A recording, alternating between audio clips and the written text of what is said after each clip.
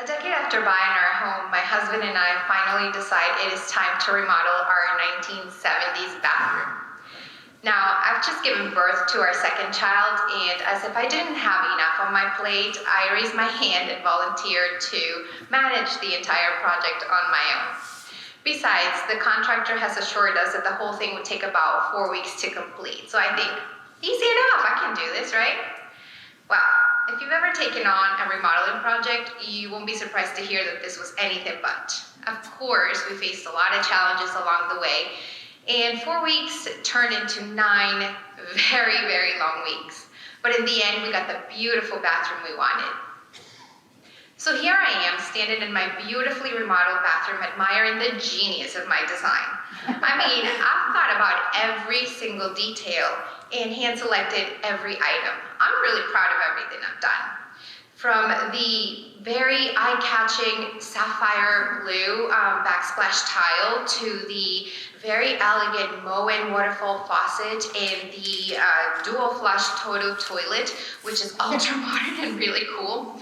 But the most exciting item for me by far is the 30-inch by 40-inch Kohler medicine cabinet, which is covered in mirrors inside and out. This thing is a work of art. As I'm looking at myself in the mirror, I am surprised to find myself feeling really emotional. My throat is getting really tight, my heart is beating out of my chest, and I'm welling up with tears. Memories of another life floods my brain and transport me back to my childhood. I'm about 10 years old, and the world around me is very, very different. It is the 1980s in Medellin, Colombia. If you're not familiar with Medellin, this is the second largest city in the country, and it is nestled in a valley within the Andes Mountains. I live in a suburb of the city in what feels like a pigeon coop with my parents and 2 younger sisters.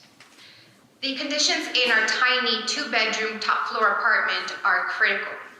For instance, the electrical wiring in our place is a catastrophe waiting to happen. We have exposed live wires which hang from the ceilings and creep down the walls like vines of poison ivy.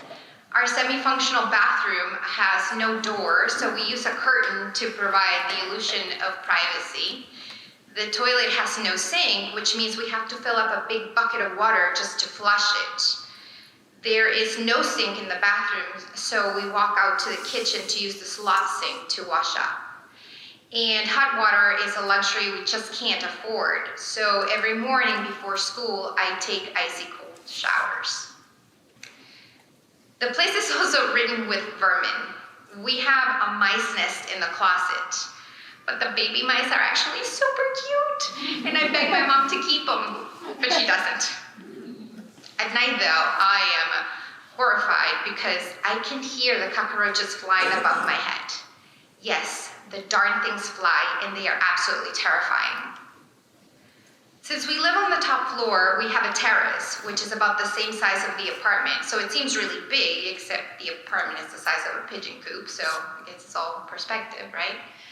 And I spend a lot of time out there, and in the distance, no matter which direction I look into, all I see are mountains surrounding me. I mean, this is the Andes Mountains, so they are enormous and truly majestic. They're beautiful. Surprisingly, the view makes me feel really claustrophobic, like I can't breathe. I feel trapped. Outside my home, there's unspeakable violence taking place. You see, the infamous drug kingpin Pablo Escobar has taken over the city. There is a drug war taking place, and it isn't just Escobar's war in the Medellin cartel, but there are rival cartels, there are paramilitary groups, there are guerrilla groups, and even the government, all spilling blood everywhere. Medellin has gotten so bad that they have dubbed the city the most violent city in the world. It is very, very dangerous, and human rights violations are taking place on a daily basis. Children are being recruited to become killers. People are being displaced from their homes. Others are being tortured. Many are being disappeared, women are getting raped, and the death toll just keeps climbing. I have seen terrible things in my own neighborhood. For instance, one night when I was out playing on the street with my sister and our friends, I saw a man that was walking down the street very close to where I was standing. I saw a second man who was on the sidewalk walking in the opposite direction. The man on the sidewalk pulled out a gun and shot the guy that was on the street.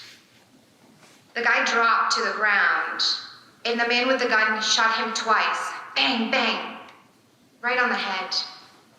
I was literally petrified.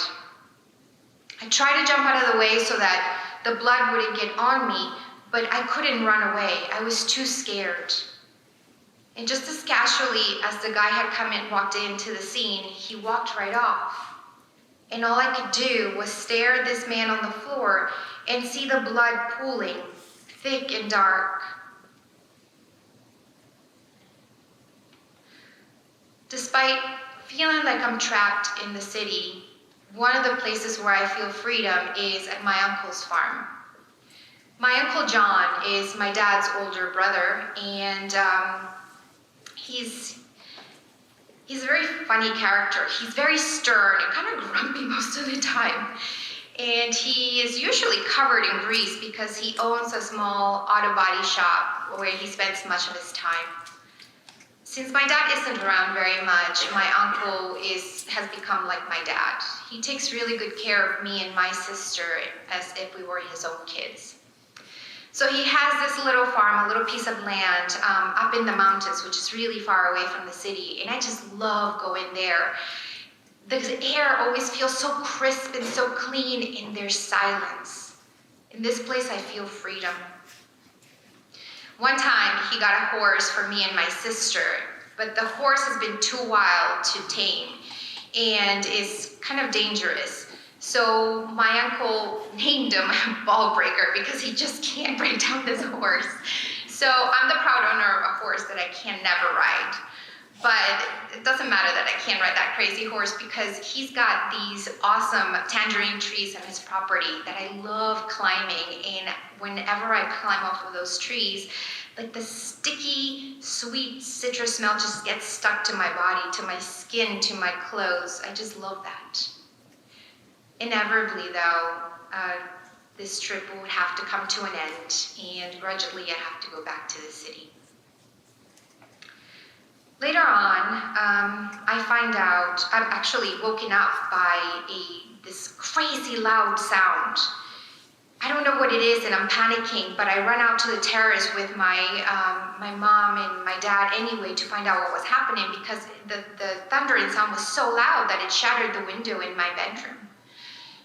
And when we go out into the terrace, we find that all of our neighbors are out there as well, looking just as panicked and as frightened as we were, and glasses from all their windows and doors, etc., was all outside. And that, to me, struck me as funny because normally when you hear shotgun, like a gunshots, everybody just runs back into the house. But this time, those were not gunshots. That was something totally different, and we wanted to know what was happening. Later that day, I learned that a car bomb had exploded in El Poblado, which is a very wealthy neighborhood not far from where I live. Turns out that it was a car bomb that went off, and it was meant to target Pablo Escobar, who had a luxury high-rise, and he was there with his family.